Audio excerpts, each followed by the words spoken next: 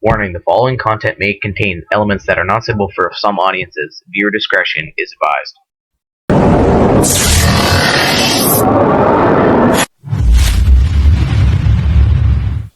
So yun, good morning mga hunters. Isang mapagpalang araw sa inyo lahat mga hunter.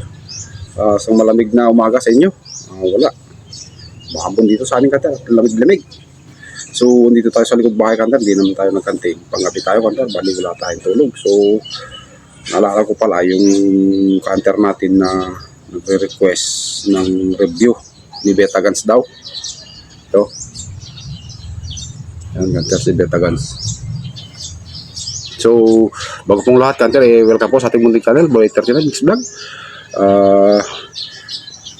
I-review lang natin to kanter, itong si Beta Guns at may sinulat na akong shoutouts. Marami na akong utang sa inyo masyado kanter, kaya nagsulat ako bago mag-video para at least maalala natin lahat yung ating mga shoutouts. Wala, kung makakalimutan tayo kanter, kaya sinulat ko na lang kanter yung ating shoutouts. So sige kanter, at simulan na natin yung pagre-review dito sa ating Beta Guns para kay Chester Diaz. Wala kanter, saka si Hunter Reggie Biscaro.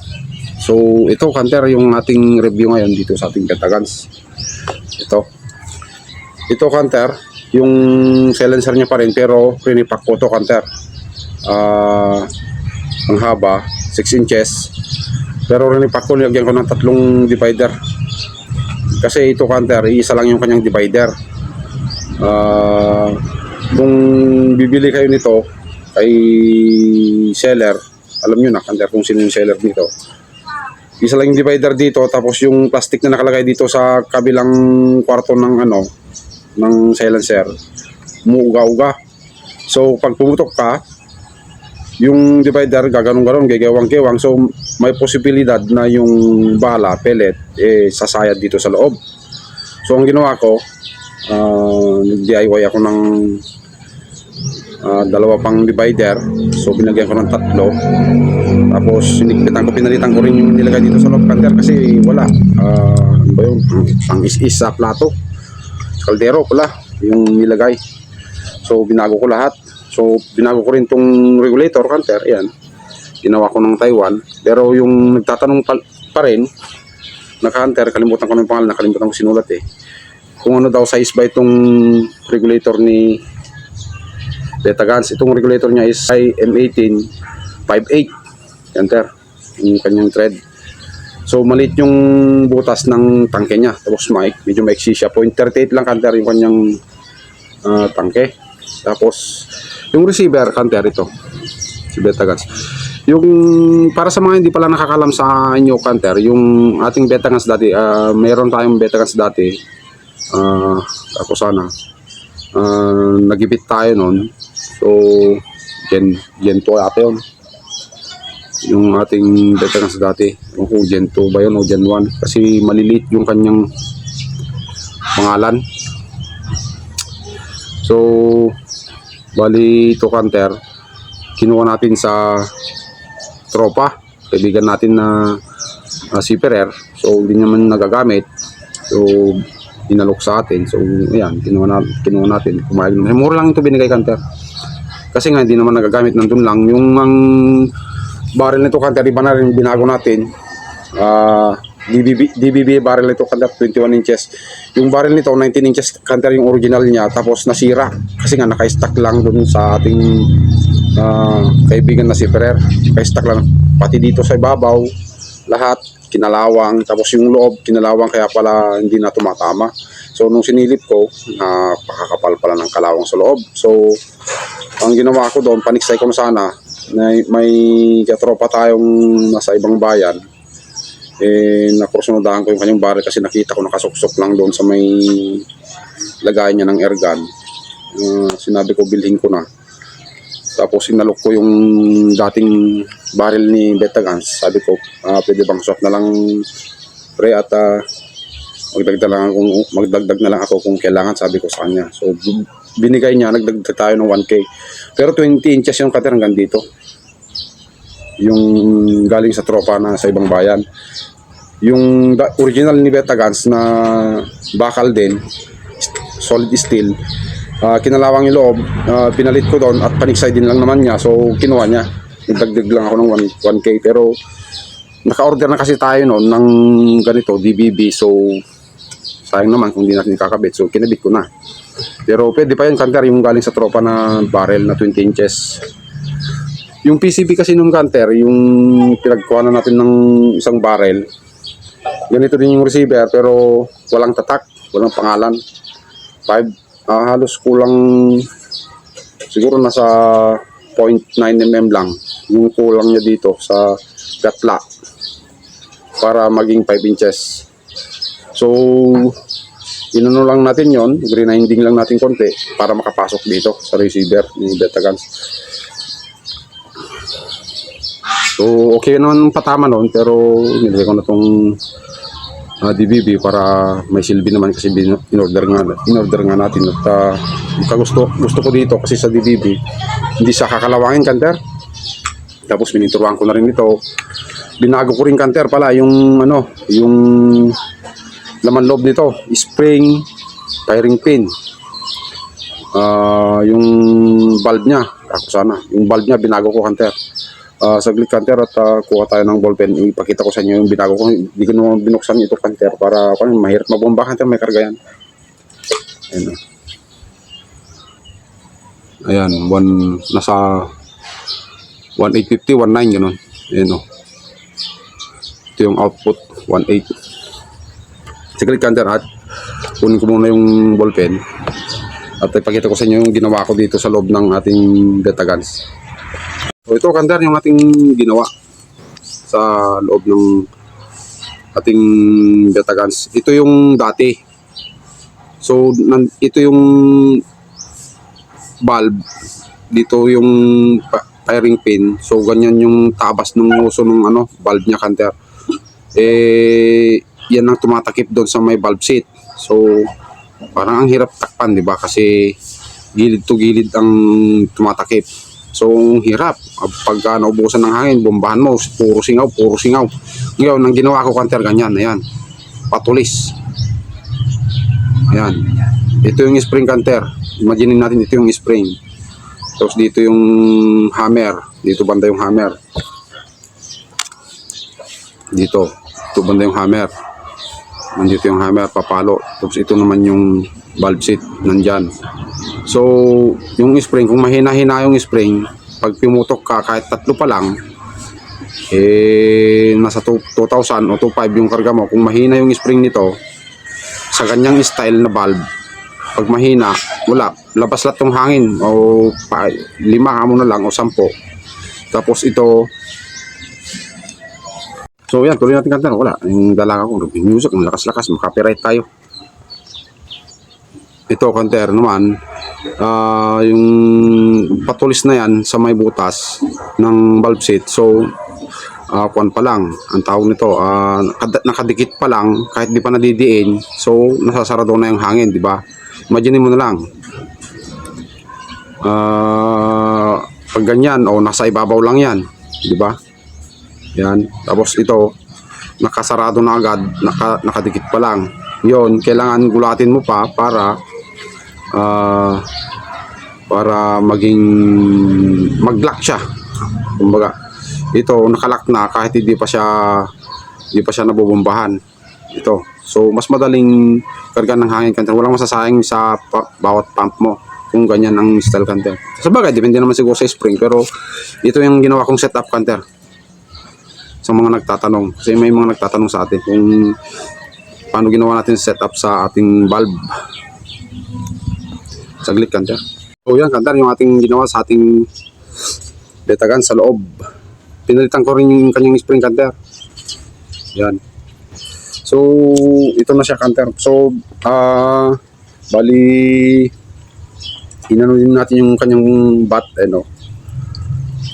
yan, minodify din natin.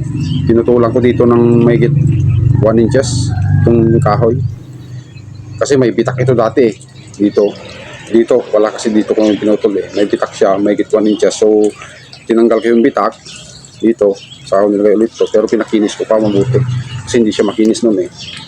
Yan, pinakinis ko lahat yan, kanter yan. Tapos ito, nakatakip hanggang dyan, no. Diretso yan, kanter, hanggang doon. So ngayon, tinanggal ko yan, kanter. Greenine ko.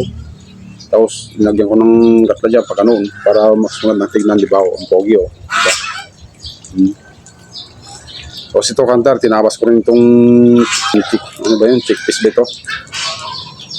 Yan. Dati hanggang dito yan. Nakasakad yan dito pagka noon. So tinabas ko para naman at least puporma naman. Ayan. Binawasan ko rin dito sa ilalim. Binawasan ko rin dito sa ibabaw. So kuminis na siya. Ang ganda, di ba? So,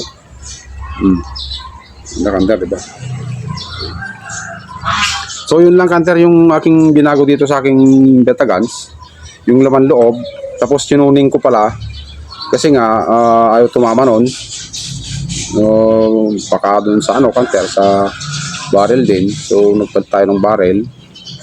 Tapos, tinuning din natin sa 1.8 PSI na output. Kasi noon, 1.6 kanter nung galing sa tropa. Eh, yun na daw, hindi naman niya daw pinagalaw sa iba. Yun na daw, nung kinuha niya, 1.6 na daw yung output talaga nito. So, yan, binago natin, kaya maganda nang tumama. Pininturahan din natin to, kanter, kasi nga walang pintor to nung galing sa tropa. Wala daw talaga pintor, kahit naman yung sa akin nung kanter, yung una kong Betagans, wala din pintor. So sa mga nagtatanong pala kung anong gamit natin na balak, mature na resize. Tapos kung sa Astro, hindi ko na nire-resize, kanter. Astro, hindi ko na nire-resize dito sa barrel ng DBB. Ano daw yung scope natin? Itong scope natin, Discovery HT Gen 2 416x44, kanter. Ito, scope natin. Hindi lang makita kasi nandito yung side cam natin. May illuminated siya, kanter. Ito. So yun, kanter, yung ating review dito sa ating Betagans. Okay naman siya, tumama. Kasi nga balis natlapan natin. Tapos binago ko rin pala, kanter, yung yung kanyang kopa. Ayan, kita nyo, black na siya, di ba? Yung dati kasi, yung urethane rubber ba yun? Tapos nilagyan ko na rin ng, pinuluputan ko ng manipis na nabibili sa online, para at least maprotekta naman yung kanyang tank. Yan, ganda. Okay naman siya. Medyo bumigat nga lang kasi humaba yung kanyang barrel. Tapos yung kanyang scope malaki. Yung dati kasing scope nito, kanter, dun sa tropa 312x40, kagaya ng scope natin na unang FFP. So yun, kanter, ang ating review dito sa ating Betagans.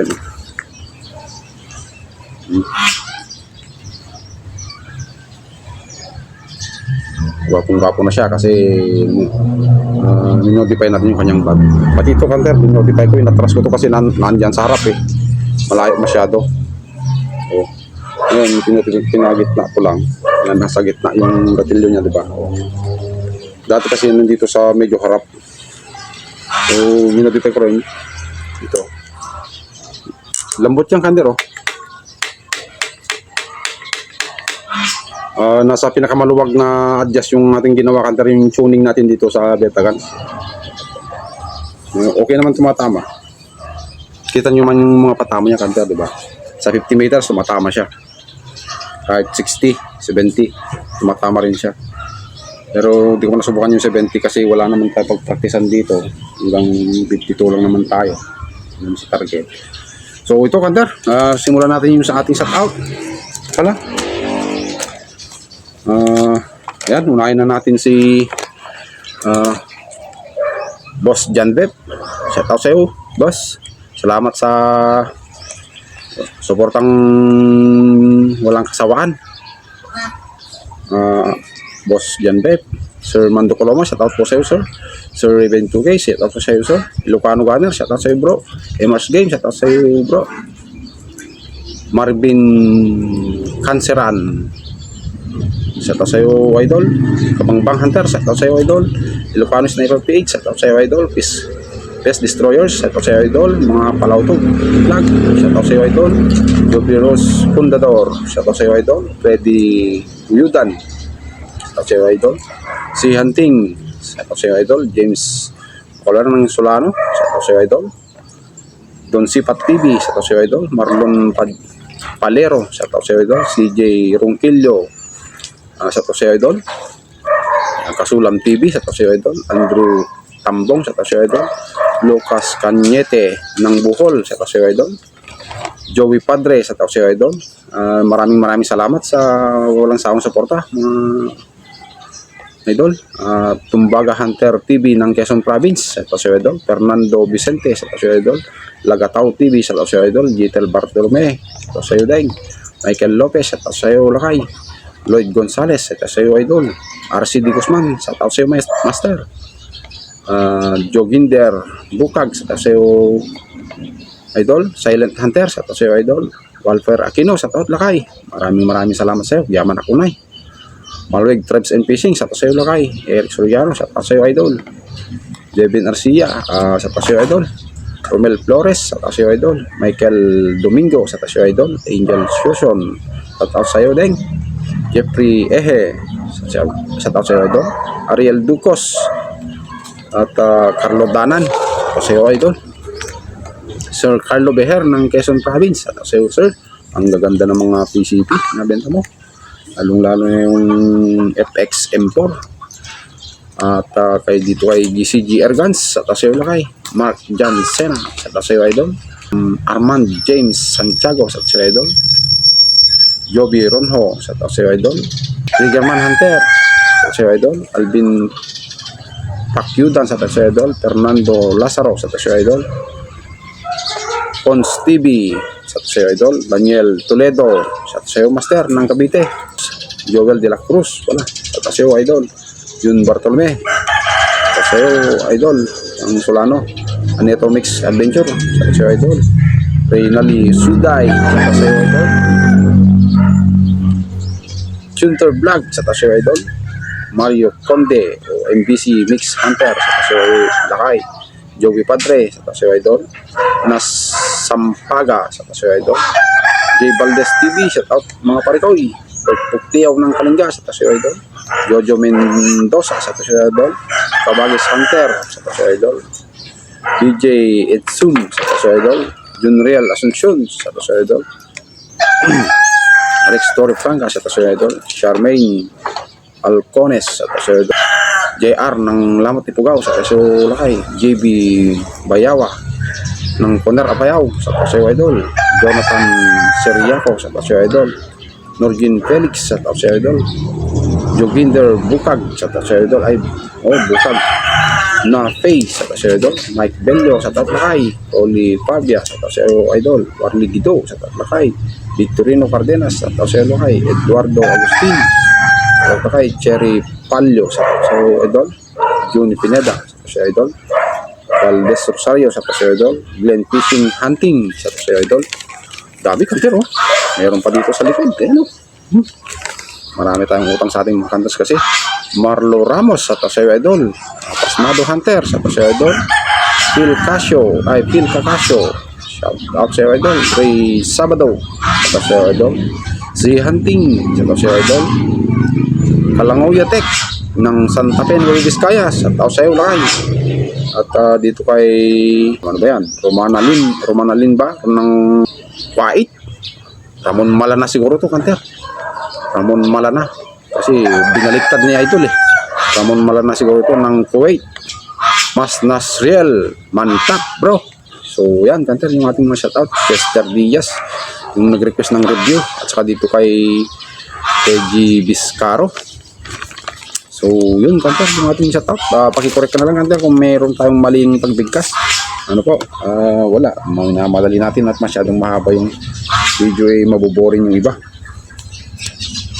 So ito kanter yung ating Beta Guns.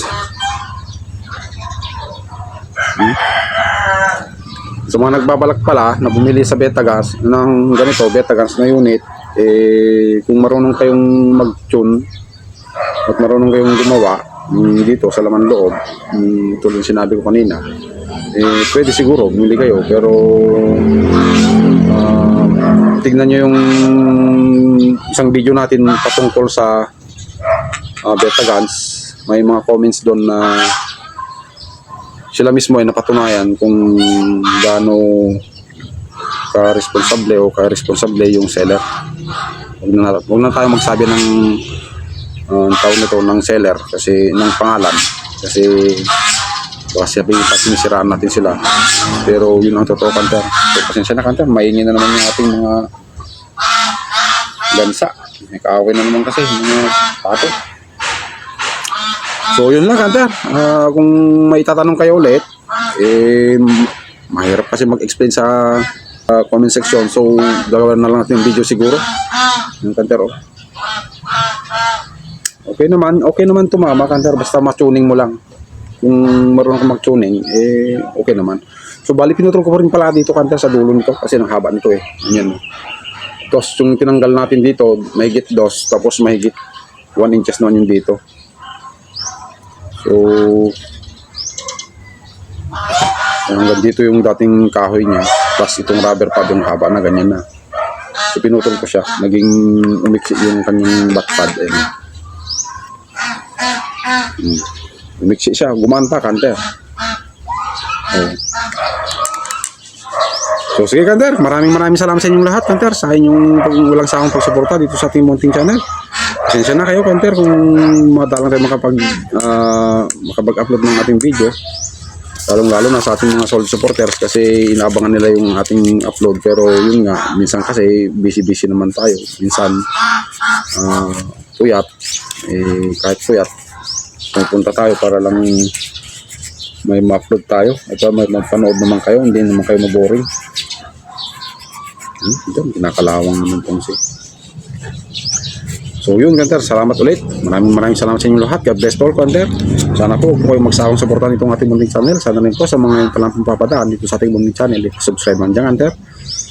At pa-share na rin yung ating mga video, Kanter, kung hindi naman pagmamalabis, pa-share na rin. So sige, Kanter, thank you, God bless to all, Kanter. Happy New Year to all.